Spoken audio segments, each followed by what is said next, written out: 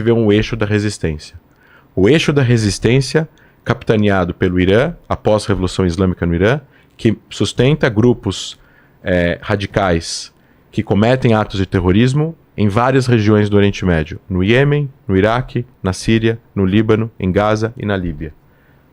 1 minuto? Do tempo que foi aqui. Aí é do Thiago concordar. Mas já? Pode seguir, pode seguir. Vai. Eu vou tentar acelerar Tá. aqui. Então, assim, novamente, existia a população originária. Eu tenho amigos que estudaram comigo na faculdade em Israel. 15 gerações em Jerusalém, 12 gerações em Haifa, 10 gerações em Tzfat. Então, assim, se não são povos originais, a ideia, eu falei isso com o Salem, eu repito para você.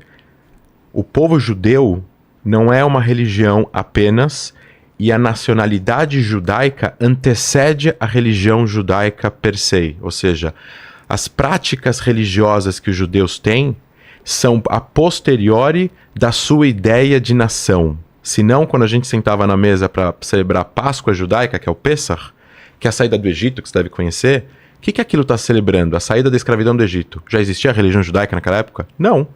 A religião judaica vem depois, que vem a saída do Egito, aí vem Monte Sinai, aí vem as tábuas da lei, e tal. Então a gente está falando de anos antes, onde os judeus, como hebreus, já se entendiam como povo. O povo de Israel, ou o povo judeu, se entende como povo, além de ser uma religião comum. Eu acho que é muito ruim para o debate quando a gente tenta diminuir isso, como a gente vê em alguns discursos, que é, por exemplo, tentar transformar os judeus em algo que eles não são, e é muito problemático quando isso é feito por não-judeus. Da mesma forma que eu jamais vou dar opinião. Eu tenho amigos muçulmanos, muitos, aqui no Brasil e em Israel e nos territórios palestinos. Se ele me fala, isso é islamofóbico, eu vou aceitar na hora. Se eu tenho amigos negros e vão falar, isso daqui é racismo, não pode falar, eu vou aceitar na hora. Eu tenho amigos gays, eu não tô falando agora, eu não tô fazendo clichê de eu tenho amigo, então eu não sou, não é isso que eu tô fazendo. Eu tô querendo dizer que nós temos que tomar muito cuidado quando nós falamos de antissemitismo, quando você não é judeu, da mesma forma que quem não é negro tem que tomar muito cuidado quando fala sobre racismo, quem não é gay tem que tomar muito cuidado quando fala sobre LGBTfobia e por aí vai. Eu acho que esse é o nosso lugar de fala.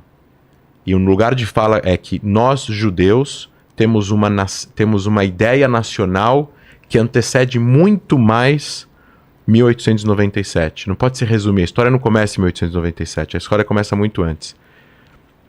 Eu queria fazer um... Posso pegar mais alguns minutos? A gente tem aqui uma questão que acho que é interessante colocar, que é judeus que se juntaram com judeus que estavam na região de Israel / região da Palestina e que começaram a fundar cidades e comunidades e comprar terras. Eu tenho aqui um mapa que mostra território privado. Você deve ter visto já esse mapa alguma vez na sua vida, certo?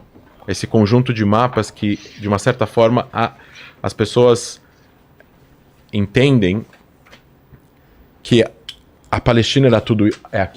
assim?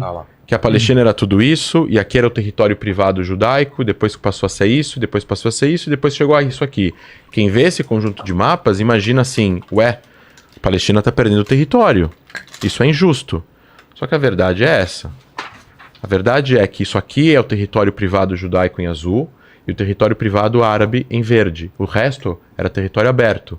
Esse território aberto era controlado pelos otomanos e depois pelos britânicos. Ele não pertencia a um Estado-nação palestino, ele não pertencia a um Estado-nação judaico. O território em aberto, em branco, é o território aberto que pertencia ao poder soberano. Quem era o poder soberano? Agora eu não vou entrar em se é legítimo a Inglaterra estar lá, se não é legítimo. O poder soberano aqui, dado pela Liga das Nações em 22, abaixo um trust, que antecedeu a ONU, era da Inglaterra.